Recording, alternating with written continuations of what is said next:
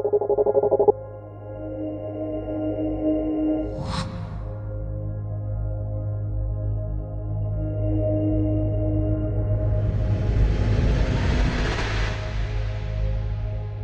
want to talk about who pro phones should be for. Well, the reason why I want to make this video is because I noticed quite an interesting patterns where if you go and watch different tech reviewers, different channels, reviewing the iPhone 15 Pro, the 14 Pros, or the way they talk about the Pro Max in general, even the leaks and rumors of the 16 Pro and Pro Max, and that patterns is they tend to use a very simple language to deliver the message to the audience, and that is good. It's good because it means that a lot of people will be able to understand what they are saying.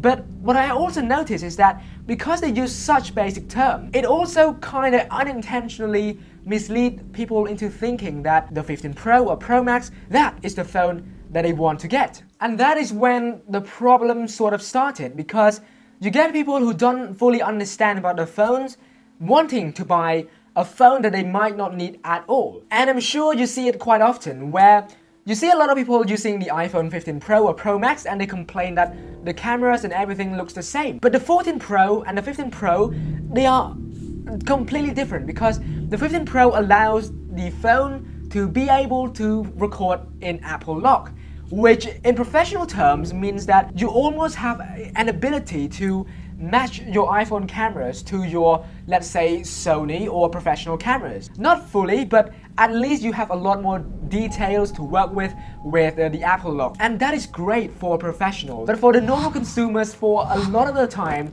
they're just going to use the basic record setting. But guess what? Because they see a certain someone talking about the iPhone as if it is good for everyone, which of course it is true, it is a very good phone, but it's just not for everyone. They go and buy it and they use it and they complain that it's not good or it's not a substantial difference from last year's iPhone. And that is why I want to make today's video, to address that, I would say, matter of reviews and also in terms of buying phones or iPhones in general. But of course, if you have the money, a lot of money, then go for it. Buy the latest iPhone, buy the greatest iPhone Pro Max. There is no problem with that whatsoever. But you got to remember, you're probably going to upgrade it in the next year anyway, right? So still, that is a bit strange, but anyway, people with a lot of money buy it. Of course, it is their money, they can do whatever they want. And that is how I see with a lot of people using it. In my country, I also used to see, I would say, influencers or celebrities in the past, and even families who buy the Pro or the Pro Max, and they post it on Facebook saying that it's not that good of a phone. And to be honest, when I see reviews of photo taken on both iPhones, yes, there isn't really that much of a difference. In my honest opinion, if we were to do a blind test, we probably couldn't even tell between the 14 Pro Max and the 15 Pro Max. So that is the point of today's video, to encourage all of you, myself included, to always think about what you need before buying it. In my personal experience, I have recommended friends and families to just buy the normal iPhone because they don't really record professionally, they just record normal everyday life. They're not going to record in ProRes, that's going to take up a lot of their space, and a lot of the time, they're just going to buy a base model iPhone. So then I just recommend the normal 13 back then. And guess what? When the 15 comes out, they upgrade it to the normal 15. People don't need the latest 15 Pro or Pro Max, and it's just true. A lot of people do not need it. And if you, like I said, if you have a lot of money, you want to get that, to look good, then go for it. But I just want to share this video.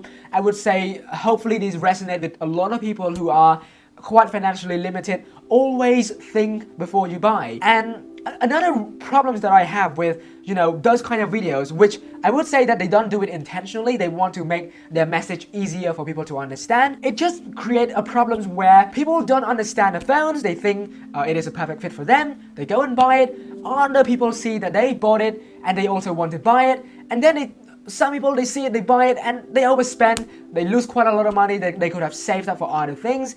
And yeah, I feel like it's quite a waste of money, and I feel like we should be more responsible in terms of how we spend the money.